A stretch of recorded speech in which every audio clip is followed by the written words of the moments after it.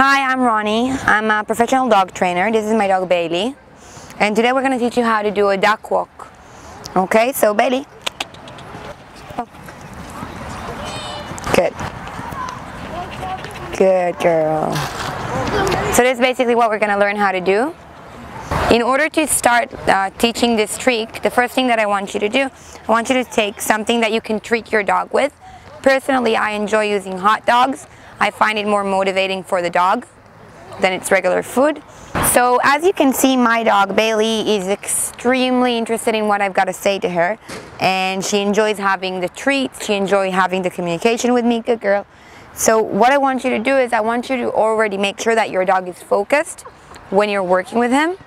Okay, so we're gonna do it by treating him for eye contact. Bailey, good girl. Good girl. And now I'm making her understand that having eye contact with me is extremely good for her.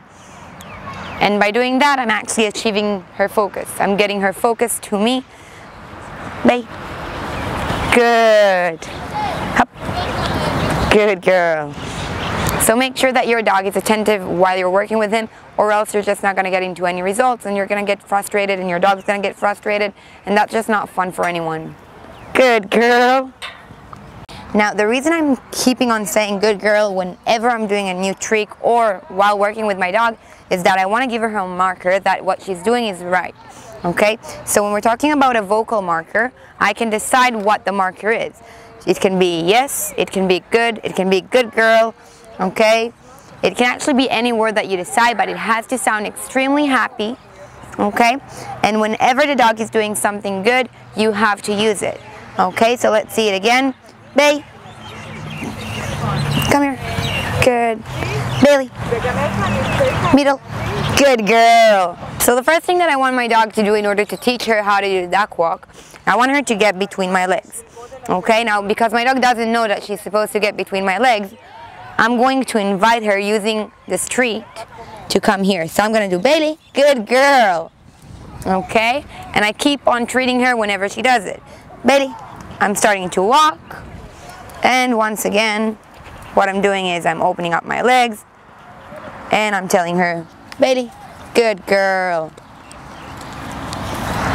While repeating this a few times, once I see that she understands the move that is this and what she's supposed to do with it, I'm going to give a name to this trick, and I'm going to say, Bailey, middle, good girl. Okay, now once we're done with this, we're going to continue into actually learning how to do the duck walk. Okay, so that was the first step. The second step is going to be middle, good girl. And I'm going to give her the option to put her feet on my foot. Okay, now most dogs are not going to feel comfortable doing that immediately. Good girl. And I'm going to treat her as soon as she does it. Good girl. Good girl. And now she has both foot on my foot. So what we're doing next is we're making her feel comfortable about having it over there. Now I'm going to move my feet. And I'm going to give her another chance to do it again to show me that she actually understood what I want her to do. Middle. Good girl.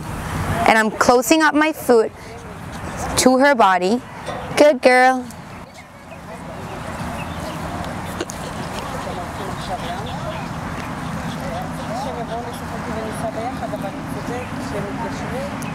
Good girl. While you might think that it's extremely easy to do it because of this video, what I want you to understand is that it takes time for dogs to feel comfortable with someone else's body. Okay?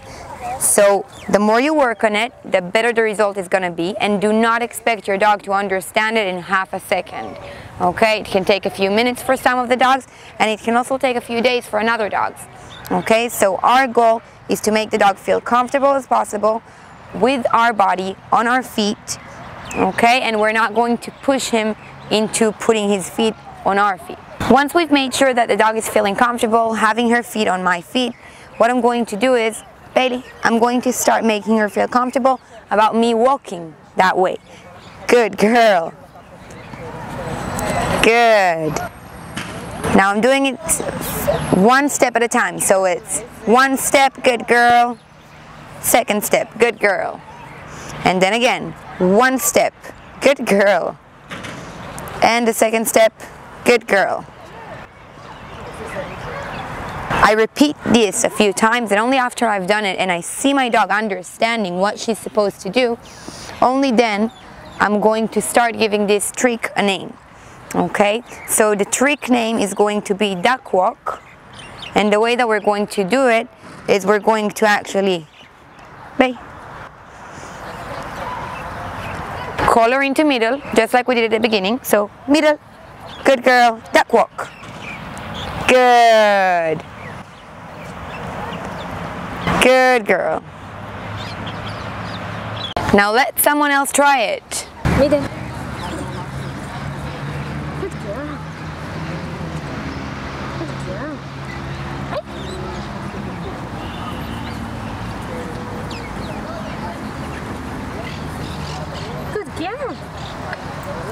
If you're watching this video, so you're probably a dog owner, and as a dog owner you're probably aware of the problem that most dogs seem to experience when it comes to fleas and ticks. Now personally, I don't like using any chemical products upon my dog just as much as I don't like using it on myself. When it comes to chemical products, what happens is that it can actually leave your dog with bald spot and sore skin, and not only that, but your kids can actually play with your dog, and also your dog can't play with other dogs because it's extremely dangerous if they just bite on the chemical collar. When it comes to my dog, I only use Arava products. It's safer for your dog, it's all natural, based on natural oils and minerals from the Dead Sea. Your kid can play with your dog can play with other dogs. It's working wonderful for Bailey, it's working wonderful for the dogs that I train. So just go on Amazon, type Arava, and there you have it.